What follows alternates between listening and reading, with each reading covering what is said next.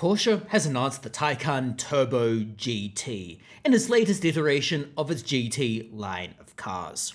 So as someone who has owned two Porsches previously, I thought I would give you my views, especially given the tremendous 47% like to dislike ratio on my Macan EV video.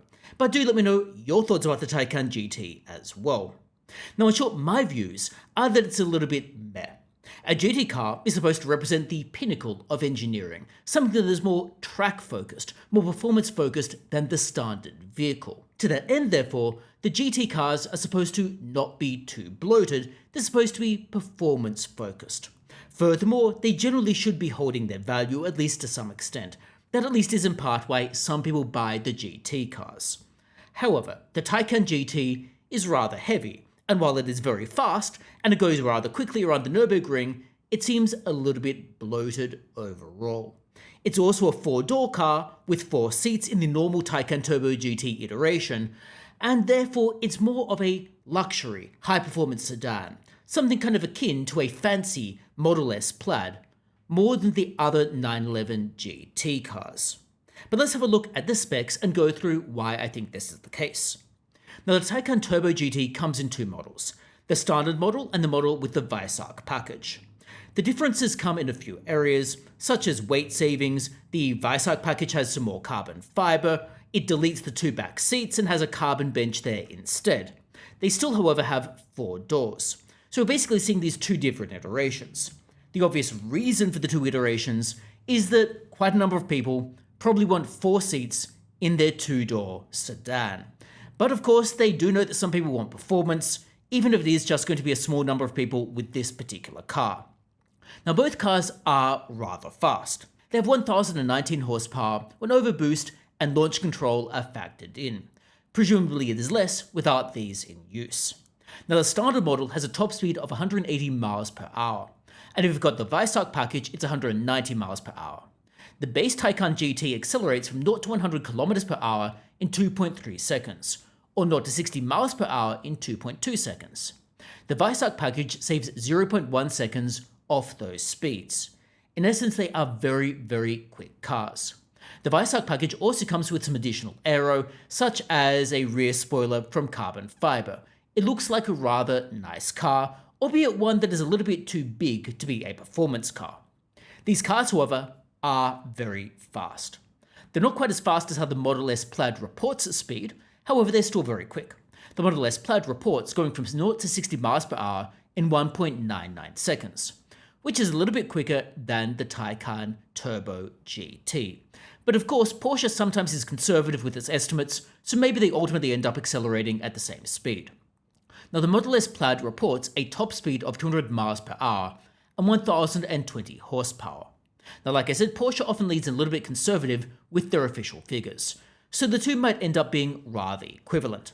Porsche also claims that the Taycan Turbo GT is rather faster around the Nürburgring. However, that's probably going to depend a lot on many other variables. Now the Taycan Turbo GT has a 105 kilowatt-hour gross battery capacity, and it can reportedly charge from 10% to 80% in 18 minutes if you charge using a 320 kilowatt charger. Now many people won't have access to this either at home or when they're out and about, so therefore the actual charging speed would be rather lower, but nevertheless they purport to charge quickly. Now of course the obvious issue is that if you're doing laps of the Nürburgring in the Taycan Turbo GT, you are going to go through your battery capacity very, very, very quickly. So how many laps you can actually do is another question entirely, but nevertheless it has that battery capacity. Now the reported range is about 365 miles, or 587 kilometers. This is similar to the Model S Plaid. However, like I said, real-world range is probably going to be rather less. After all, range goes down when it gets too hot or too cold, if you've got stop-start traffic in the city, or if you're accelerating too hard. The actual range is likely to be rather lower than what has been reported. Nevertheless, it has a standard range for an EV. Now, this leads me to some of the issues, of course, with the Taycan Turbo GT, one of which is price. The Taycan Turbo GT is $230,000 plus options in the United States. In Australia, it's a little bit more expensive still, being 449,000 Australian dollars. it is not a cheap car.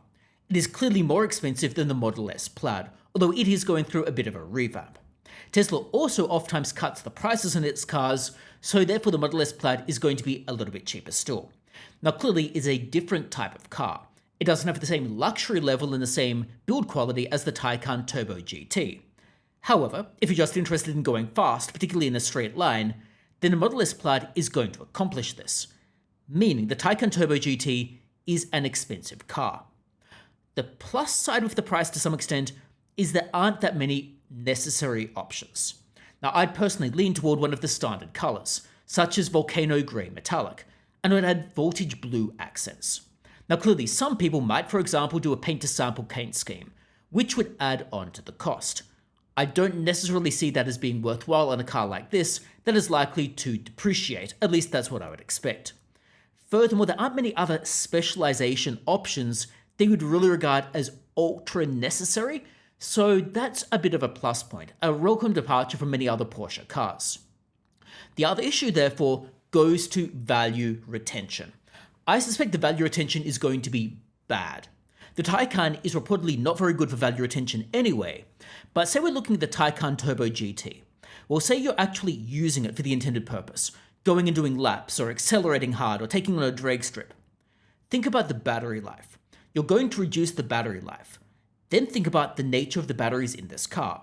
Well, if you look at the diagrams Porsche has put out, the batteries are to some extent a little bit structural, i.e. they're in the base of the car. What this means is that replacing the batteries is not going to be a cheap exercise, either in terms of materials costs or in terms of labor, meaning that the cost of ownership is going to be relatively high, and also the fear that a subsequent buyer will have will also be high because they'll need to factor that into the price they're willing to pay. This means that the Taycan Turbo GT might be a rather expensive car to own implicitly relative to, for example, a GT3 or a GT3 RS. And this would be a major deterrent for me. I don't particularly like losing money, and I don't particularly like losing money on depreciation especially, and I view the Taycan Turbo GT as being expensive to own throughout its whole life cycle. Another related matter is the possibility of obsolescence. Many of these EVs are developing quite rapidly. Ranges are increasing all the time, charging speed is increasing. Many things are increasing rapidly in these cars. Now, internal combustion engines have always featured development as well. However, with EVs, the obsolescence at the moment occurs even quicker because the range is so low in real-world applications, particularly in cold climates or hot climates, that the developments over time are clearly going to influence the price of this car.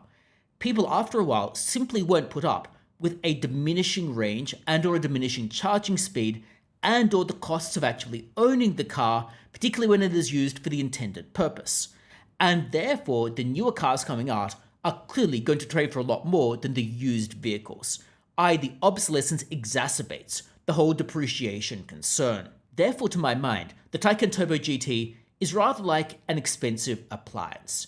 It does things electronically in a relatively nice way. However, it doesn't seem to have that much soul, so to speak.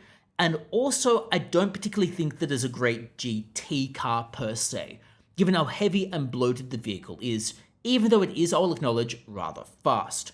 And the cost of maintenance and depreciation seems to be so large, I wouldn't really be wanting to buy one at the moment. Now, these, of course, are relatively standard complaints with EVs, so you might be arguing that these aren't really particularly special to the Taycan Turbo GT. And that is fair enough, but to some extent it therefore means I wouldn't really be in the market for a Porsche EV at all. I'd rather be going for an internal combustion engine car from another manufacturer if I'm looking for a sedan. But do let me know your thoughts about this car, let me know your thoughts about the Taycan in general and about EVs in the comments below.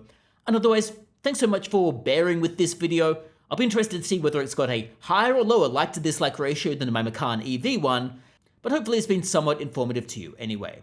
Thanks a lot, and hopefully I see you next time as well.